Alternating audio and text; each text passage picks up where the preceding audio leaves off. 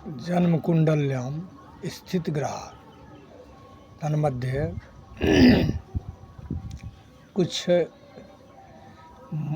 विशेष बात महसूस गलत हम किए हैं या गलत कर रहे हैं, गलत करने वाले हैं, यानी पाप किए हैं, कर रहे हैं, करेंगे, ये महसूस नहीं होता है मनुष्य को। जब धर्म स्थान 9वां स्थान के बाद कर्म स्थान 10वां है और लाभ स्थान एकादश है, ये दोनों मजबूत होने पर लाभ स्थान जो है सो श्रृंखल बन जाता है। लाभ आने से, धन का आगमन होने से, सुख सुविधा आने से, वही कर्म स्थान से साथ में है सुख का स्थान। ये सब बढ़ने लगता है तो मनुष्य को उन्माद और अहंकार इत्यादि सब में बढ़ोतरी हो जाता है, क्योंकि ज्ञान के अभाव में जब द्वादश स्थान खराब रहता है तो वहाँ से ज्ञान लुप्त हो जाता है। वो ये देखता है कि कैसे मनुष्य हमारे आगे पीछे करे, हमारा बोलबाला बने, हम अपने स्थान पर सम्मानित पद पर बैठे रहे और हमारा गरिमा बढ़े, महिमा बढ़े। यही जो है सो लाख में 5 छोड़ करके जितने कहते हैं ना, सबको यही रहता है भावना। चाहे उसमें योगी हो, संत हो, महात्मा हो, ब्राह्मण हो, सबको यही रहता है 5 लाख में 5 छोड़ करके। लेकिन मनुष्य का जब देखते हैं सूरज ढलने वाला रहता है तब ये महसूस होता है कि अब हम 11 घंटा या 12 घंटा या 10 घंटा, जो कुछ हर समय में रात्रि और दिन का मान बराबर नहीं रहता है, तो ये महसूस होता है कि अब रात्रि आने वाला है। ऐसे ही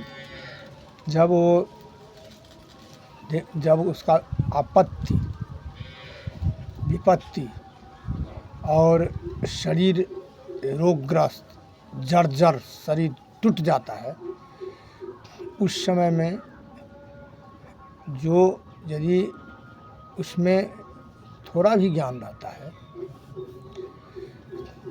उसमें कोई भी थोड़ा भी ज्ञान रहता है, तो उसको महसूस होता है कि हमने अपने जीवन में बहुत पाप किए हैं, बहुत गलती किए हैं, ये काम नहीं करना चाहिए। तब क्या होता है तो उस जीवन में उसको सुधार हो जाता है।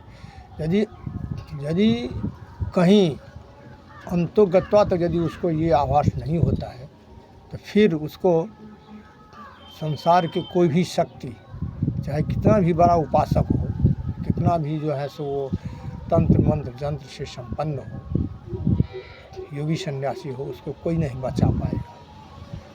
ये पुराण दर्पण है, ऐना है, उसमें अपना मुखड़ा देखने पर सद्य ये देखने में आ जाएगा कि हमारा मुखड़ा ऐसा है, लेकिन तो पर भी वो देख नहीं पा रहा है, क्योंकि अपने पाप कर्म के चलते, क्योंकि पाप कर्म उसको ढक दे। जैसे ये जीव को ये शरीर आवरण है, शरीर ढक देता है, उसको ये देखने नहीं देता है जो अशुभ शुभ कर्म क्या है, नहीं दे। ऐसे ही पाप कर्म जो है उसको ऐसे पर्दा में ढक देता है जो ये भी महसूस नहीं होता है जो हम जो कर्म करते हैं वो सत्य कर्म है या असत्य कर्म है।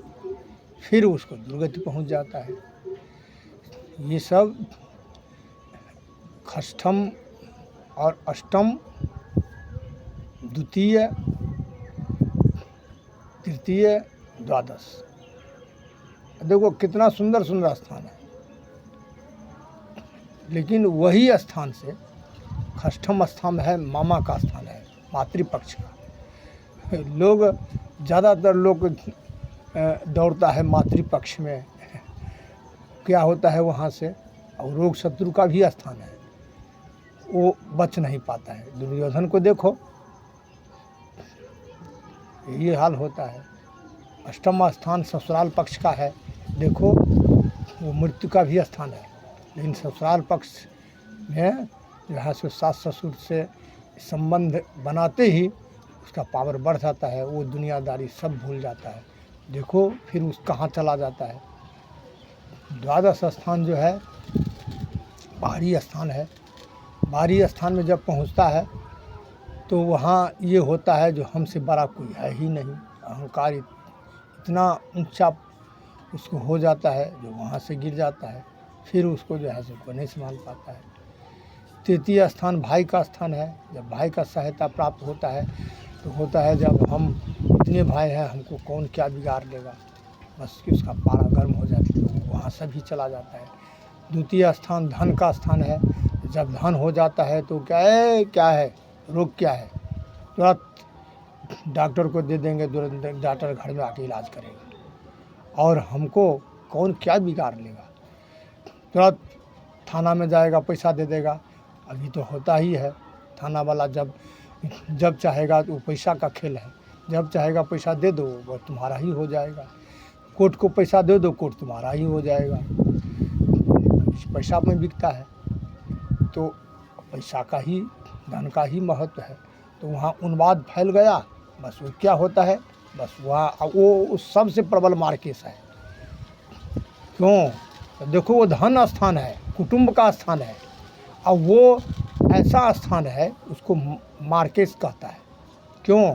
तो इसमें जब ये लोग जाएगा तो क्या होगा, तो उन्माद होगा, वो आगे माने अनुचित कर्म करते रह जाएगा, अंत में क्या होगा तो सबसे खाई में गिर जाएगा। ये लोग रिसर्च नहीं करता है और नाना प्रकार के ये वेद वो वेद वो यहाँ तर्क वितर्क खूब देता है। अपने आप को ये देखता है कि हमसे बड़ा कौन है।